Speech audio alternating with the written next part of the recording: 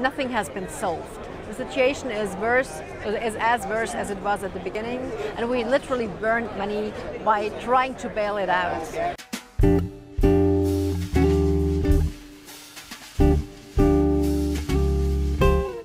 Hi, I'm Matt Welch for Reason TV. I'm in Las Vegas at Freedom Fest, annual event for libertarians the world over. And speaking of the world over, I'm here with the Austrian Barbara Kolm. She's the president of the Hayek Institute in Vienna, Austria. Thank you for joining us here at Reason. It's my pleasure. Thank you. Tell us a little bit about the Hayek Institute. What do the Austrians do in Austria? Well, we bring back the Austrians to Austria. Literally. 15 years ago, there was no Hayek in Austria. I mean, people did not know their Nobel laureate in economics. So we do a lot of university programs. We do teach, we run big conferences. We have our free market roadshow, which is touring Europe. This year, the topic was Europe on the road to serfdom.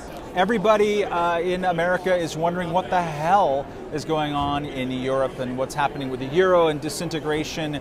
Give us an Austrian's take on the current euro crisis. Well, finally, the truth comes to the surface. The welfare states, as we know them, don't work.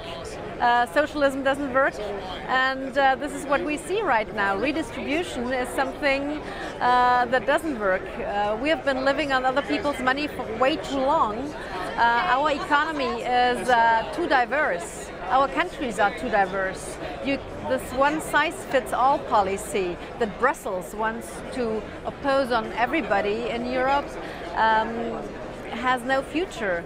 And with the weaknesses, or actually due to the financial crisis and then the sovereign debt crisis, everything was visible all of a sudden. We just prolonged the problems for a very long time. In the 1990s, I think Western Europe privatized something like $7 trillion worth of stuff. And it really was on the cutting edge of actually going into an interestingly, I would say, positive direction. And even part of the preparations of the euro were kind of part of that process, that people had to get their finances allegedly in line.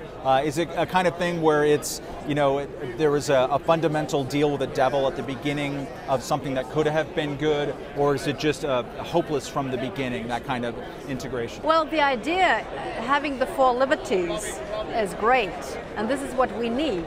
But we don't need a strong centrally planned government. We neither need a centrally planned tax code all over Europe, harmonizing all the taxes. We know that competition is the best thing. Also competition of tax regimes. So this is one thing. Second thing, if we look at those diversity we have in the countries, the obvious things are the languages, but also the labor laws are diverse. The mentality of the people is diverse. The productivity is diverse, the industry is diverse. So you can't put this into one size fits all. So at the beginning, as you pointed out in the 90s, the first steps towards privatization and liberalization were great, towards more freedom and of course economic growth. But now they just turned around 180 degrees with all the new regulations, especially after the financial crisis. Prediction time, Greece is not going to stay in the euro. What about Spain? In Spain, we have the problem of individual debt, not sovereign debt like, for example, in Greece. So it's the individual indebtedness. And we have a problem with the cajas, which are the local banks, the small banks. Those banks are indebted as well. And so you cannot compare these two countries. But coming back to your question, yes, Greece will have to leave the euro sooner or later because the imbalances are rising. After 3 years of pouring money into Greece, nothing has been solved. The situation is as worse as it was at the beginning, and we literally burned money by trying to bail it out. So we just prolonged the problem, but there was no solution. Can you point to countries where you see positive action in terms of reforming pensions, reforming the structure of welfare statism? 20 years ago, 25 years ago, Ireland was the poor man, the sick man of Europe. And then turned out by really market-based solutions to become a hero and a star. Of course, they focused very much in the financial industry, and by then they were, they were caught on this in the trap. But they solved their problems, and they will be on a sound and solid base very soon again. So I don't see problems for them. Very good.